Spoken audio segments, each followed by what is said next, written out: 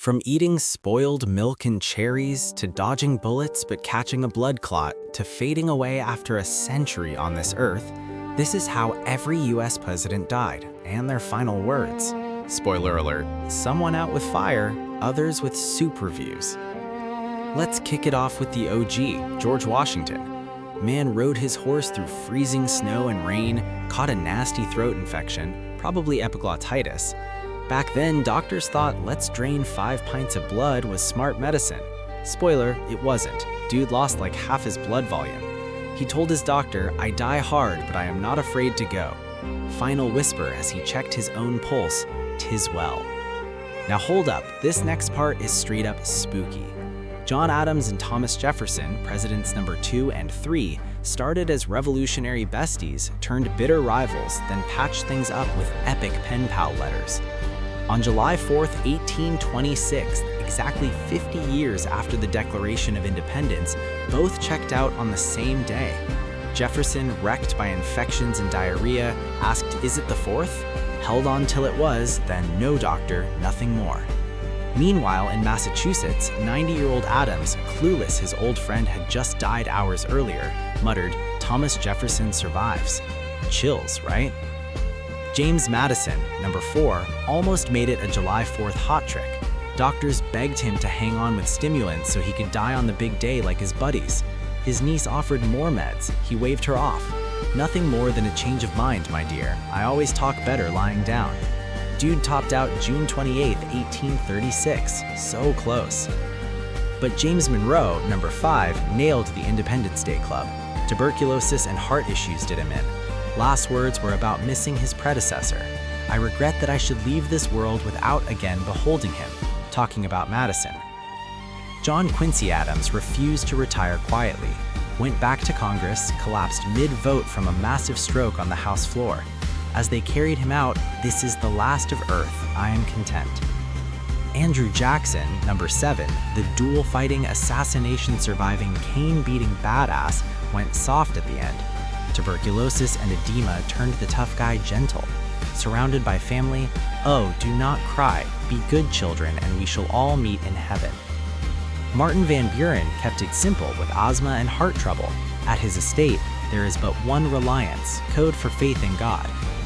William Henry Harrison, number 9, wins shortest presidency ever, 31 days. Gave the longest inaugural speech in history, no coat, freezing rain. Old story, caught pneumonia. New theory, typhoid from White House poop water. Either way, bad luck. No recorded last words. John Tyler, number 10, sided with the Confederacy, so when he died of a stroke, the US didn't even officially mourn him. Last words to his doctor, "Perhaps it is best." James Polk, number 11, burned out young at 53, caught cholera on a post-presidential Southern tour. Romantic till the end, to his wife Sarah, "I love you, Sarah, for all eternity I love you." Zachary Taylor, number 12, literally died from bad cherries and iced milk at a hot July 4th event. Gastroenteritis hit hard. Conspiracy nuts said poison. 1990s exhumation said, "Nah, just sketchy food safety."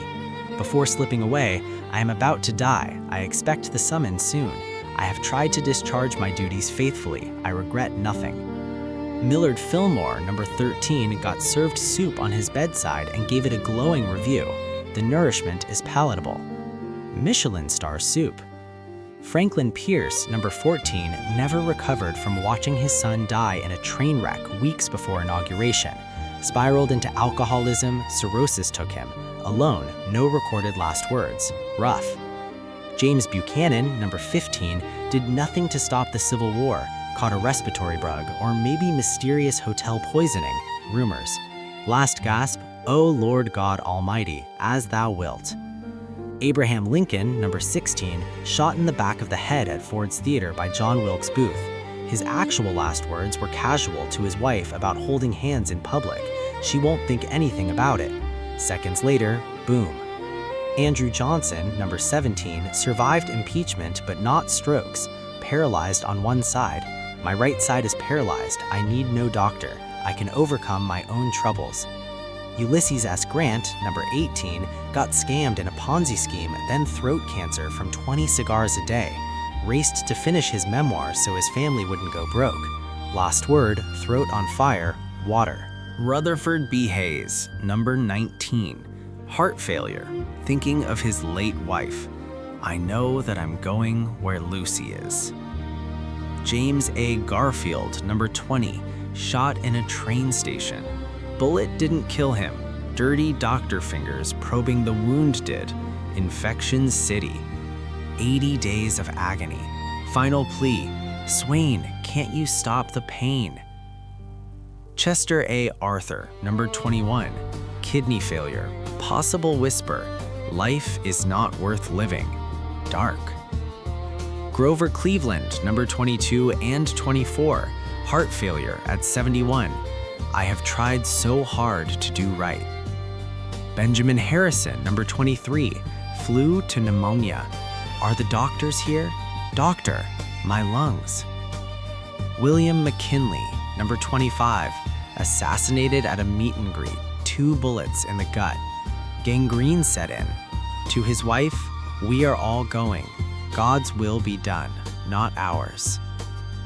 Theodore Roosevelt, number 26, took a bullet to the chest campaigning and finished an 84-minute speech. Legend. Years later, Amazon expedition wrecked his health, died in sleep from a blood clot. Last words to his valet, James, please put out the light. William Howard Taft, number 27, heart strained from peaking over 300 pounds. No last words recorded. Imagine something about bathtubs. Woodrow Wilson, number 28, massive stroke in office, lived years half paralyzed. I am a broken piece of machinery. When the machine is broken, I am ready. Warren G. Harding, number 29, heart attack mid-wife reading him the newspaper. That's good. Go on, read some more. Calvin Coolidge, number 30, sudden heart attack. Famously quiet, his last words were just, "Good morning, Robert," to a worker. Herbert Hoover, number 31, internal bleeding at 90, too weak for recorded words. Franklin D. Roosevelt, 4 terms, polio, World War II stress, massive cerebral hemorrhage while posing for a portrait. I have a terrific pain in the back of my head. Harry S. Truman, number 33, multi-organ failure in hospital at 88, coma, no last words. John F. Kennedy, number 35, assassinated in Dallas motorcade, seconds before the shot to the crowd, "No, you certainly can't," meaning you can't say Dallas doesn't love you. Lyndon B. Johnson, number 36, massive heart attack at his ranch, grabbed phone, send Mike immediately, then dropped. Richard Nixon, number 37, massive stroke at home, yelled help, then coma. Gerald Ford, number 38, longest-lived president at the time, 93, cerebrovascular disease. Family kept final moments private. Jimmy Carter, number 30, made it to 100, entered hospice, finally passed December 29, 2024, of natural causes. In his last weeks, he told family he was ready to see Rosalind again. No public final words. Ronald Reagan, number 40, decade-long Alzheimer's battle. No lucid final words.